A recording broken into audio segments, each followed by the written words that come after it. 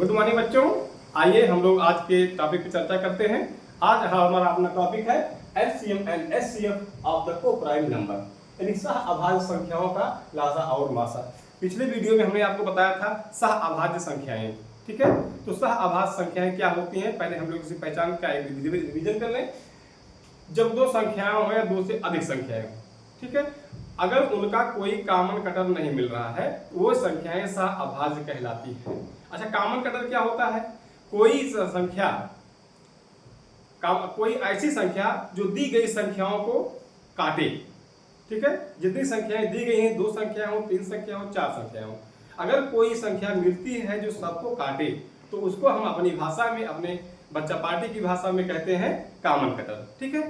तो सह अभाज्य संख्या ऐसी होती हैं दो या दो से अधिक संख्याएं जिनका कोई भी कॉमन कटर ना हो, एक को छोड़कर के। एक जो होता है वो सबका कॉमन कटर होता है, एक ऐसी संख्या है जो सारी संख्याओं को काटती है, ठीक है। ओके, तो आइए हम लोग इस टॉपिक को बहुत अच्छे से सीखते हैं और एलसीएम और एचसीएफ के बेसिक कॉन्सेप्ट को समझते हुए, इसके आधारभूत चीजों को समझते हुए हम आगे बढ़ते हैं। तो बच्चों देखिए, जैसे मेरे पास कोई संख्या आ गई, आप जानते हैं 3 और 4 संख्या हमारे 3 और 4, ये आपस में क्या है? सह अभाज्य है, क्योंकि 3 और 4 को कोई ऐसी संख्या नहीं है जो 3 और 4 दोनों को काटे, ठीक है। अगर इसका हम एक तरफ निकालते हैं LCM और एक तरफ निकालते हैं HCF, यानी कि least common multiple and the higher common factor, ठीक है। इसको कहते हैं हम लोग लासा और इसको कहते हैं मासा, ठीक है। अब हम 4 और 3 और 4 का जब एलसीएम निकालेंगे, जो हम आपको बताए हैं गुणनखंड विधि से, मल्टीपल विधि से या अपवर्त विधि से, ठीक है। तो क्या होगा? 3 के जो अपवर्त होंगे, अपवर्त माने पहाड़ा, तो 3 का 3, 3 दूनी 6, 3 त्रिका 9, 3 चौक 12, 3 पच्चीस 15, 3 छक 18, 3 सत्ती 21, ऐसे बढ़ते जाएंगे, ठीक है। अब 4 का लिखेंगे हम क्या? 4 के अपवर्त, तो 4 का 4, 4 दूनी 8, 4 तिहाई 12, 4 चौक 16, 4 पंचे 20, 4 छक 24, ऐसे आगे बढ़ते जाएंगे, ठीक है। अब क्या होगा? इसका लासा क्या होगा? जो दोनों में कॉमन हो और वो सबसे छोटा हो। तो देखिए 3, 6, 9, 12, 4, 8, 12, यानी कि 12 मुझे संख्या मिल गई दोनों में, जो दोनों के अपवर्त में है, और 12 सबसे छोटी है, यानी 12 से छोटी कोई ऐसी संख्या नजर नहीं आ रही है जो दोनों में हो, जो कॉमन हो। तो बच्चों इसका जो एलसीएम आया, हमारा आया 12, ठीक है। हाँ, अब देखते हैं कि ये 4 तिहाई 12 और 3 चौको 12, ठीक है। जो 12 मेरा आया, जब हम इस चीज का एनालिसिस करते हैं, विश्लेषण करते हैं, देखते हैं कैसे। 3 का 3, 3 दूनी 6, 3 त्रिका 9, 3 चौक 12, 3 चौक 12। जब 4 का टेबल पढ़ते हैं, 4 4, 4 दूनी 11, 4 तिहाई 12, 4 तिहाई 12, ठीक। कोई मैटर टकरा रहा है ना? क्या हो रहा है कि 3 और 4 का गुणा हो रहा है, 3 गुणे 4 बराबर 12, ठीक है। एक चीज, ये बात समझ में आई। अब हम एक और उदाहरण लेते हैं, उदाहरण जैसे 5 और 7 का, 5 और 7 का। अब हम 5 और 7 का, क्योंकि देखिए कोई सिद्धांत बनता है, कोई तरीका बनता है, तो वो तरीका सारी संख्याओं पे लागू होता है, ठीक है। अब हम 5 और 7 का निकाल लेते हैं। 5 जब अपवर्त निकालेंगे तो 5 के 5, 5 दूनी 10, 5 तिहाई 15, 5 चौक 20, 5 25, 5 छक 30, 5 सत्ते 35, 5 अट्ठे 40, 5 नौ 45, ऐसे बढ़ता जाएगा। अब हम 7 के अपवर्त निकाल लेंगे। 7 7, 7 दूनी 14, 7 त्रिक 21, 7 चौक 28, 7 पच्चीस 35, 7 छक 42, 7 पता 49, ठीक है। अब इसमें जो मुझे सबसे छोटा मल्टीपल मिला, सबसे छोटा अपवर्त मिला, जो दोनों में कॉमन है, तो देखिए 5, 10, 15, 20, 25, 28, 35, ये देखिए इसका जब हम एनालिसिस करेंगे तो मुझे संख्या मिल रही है 35। अब देखते क्या जो यहाँ के वहां यहाँ लागू हो रहा है।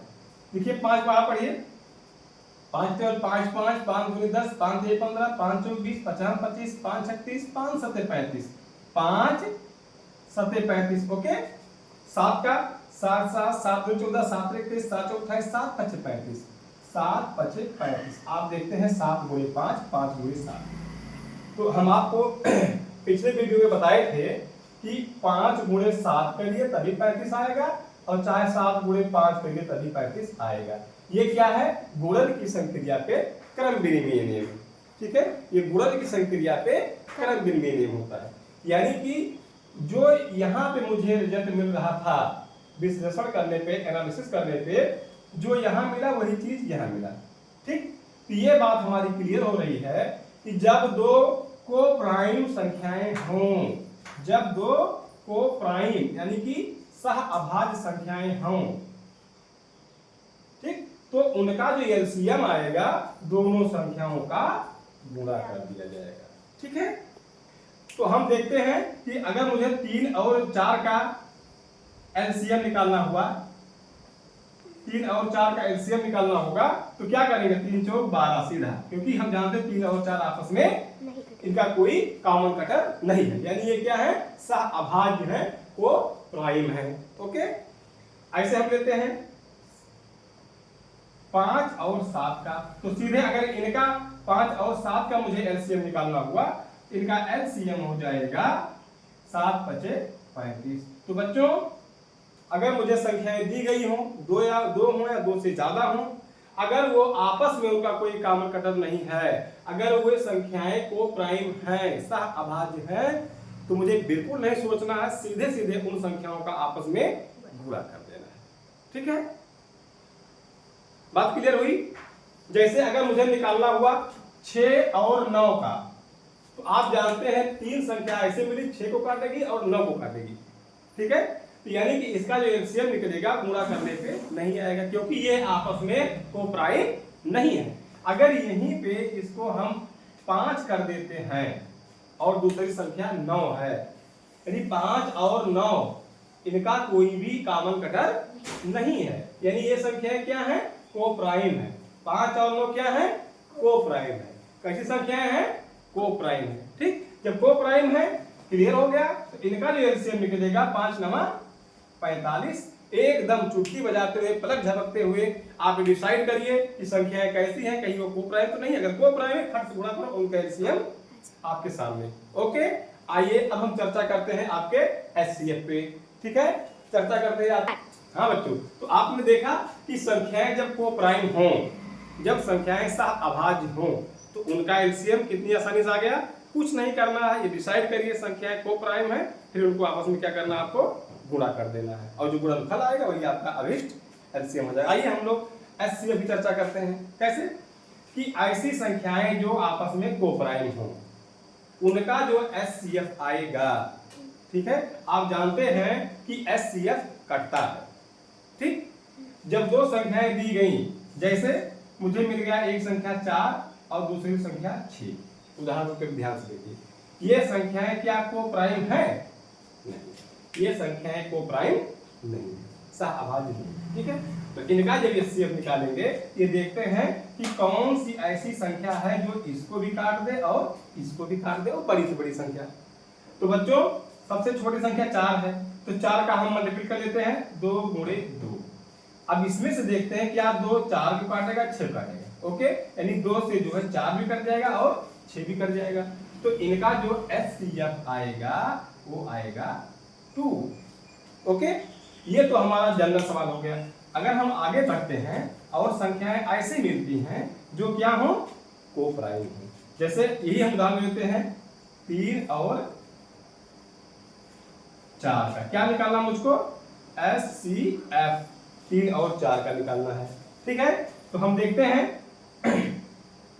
3 को काटने वाली 1 से कटेगा और 3 से कटेगा, क्लियर। और 4 को काटने वाली 1 से कटेगा, 2 से कटेगा और सीधे 4 से कटेगा। ठीक है, तो एचसीएफ क्या होता है? Highest common cutter. एचसीएफ क्या होता है? Highest common cutter.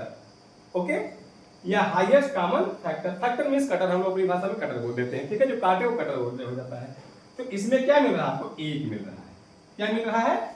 1 मिल रहा है। एक संख्या ऐसी है जो 3 को भी 3 के भी कटर में है और 4 के भी कटर में है।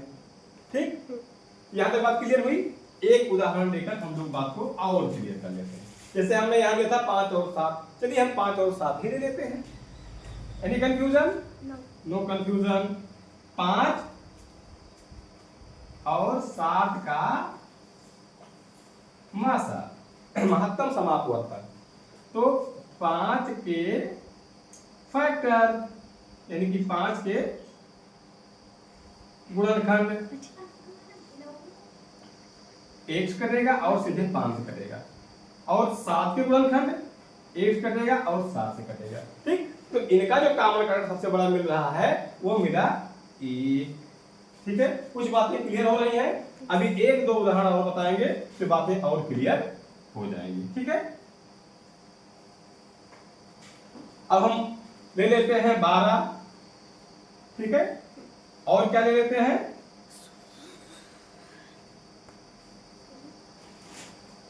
17 ले लेते हैं। ठीक है, 12 ले लेते हैं और 17 ले लेते हैं। अब देखिए 12 में क्या हो जाएगा, x कटेगा, 2 से कटेगा, 3 से कटेगा, 4 से कटेगा, 6 से कटेगा और 12 से कटेगा। ठीक है, अब क्या, अब 17 का ले लेते हैं, 17 के गुणनखंड लेते हैं, 17 के कटर चुनते हैं। 1 से कटेगा, 2 3 4 नहीं, 17 से कटेगा।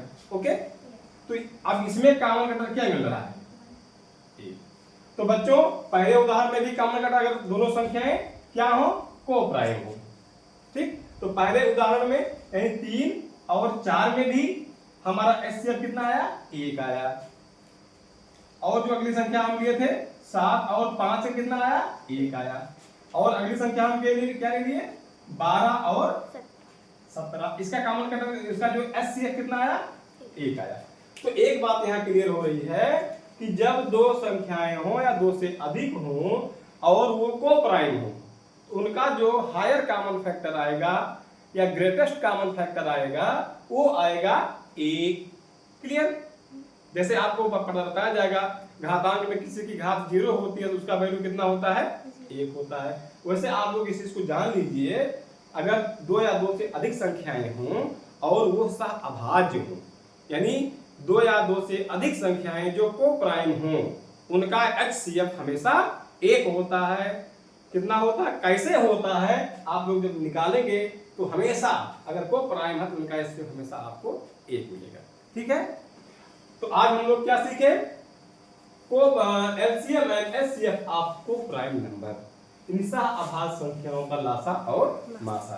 तो बच्चों हमें अगर संख्याएं दी गई हैं, ठीक है, तो तमाम कॉम्पिटिटिव आपको जो है प्रतियोगी परीक्षाओं में बैठना है आगे चल करके, तो कुछ चीजें ऐसी होती हैं अगर आप उस ट्रिक को जाने रहेंगे, समझे रहेंगे, तो एकदम पलक झपकते 2 सेकंड में उसका आप उत्तर डिसाइड कर देंगे। कैसे? जैसे अगर मुझे एचसीएफ और एलसीएम का सवाल आ गया, ये निकालना है, हम देखते हैं पहले 2 संख्याएं 3 संख्याएं, देखते हैं क्या कि ये कहीं सहअभाज्य नहीं, प्राइम को प्राइम तो नहीं है। अगर को प्राइम है उनका एलसीएम निकालना, खाट से गुणा करो।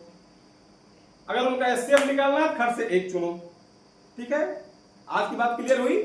ठीक, ओके, देखते रहिए हमारा आपका अपना बच्चा पार्टी यूट्यूब चैनल। अगर आपको ये बातें पसंद आई हो, वीडियो पसंद आई हो, इसको आप लोग लाइक करिए, सब्सक्राइब करिए, अपने दोस्तों में शेयर करिए। Okay, thank you.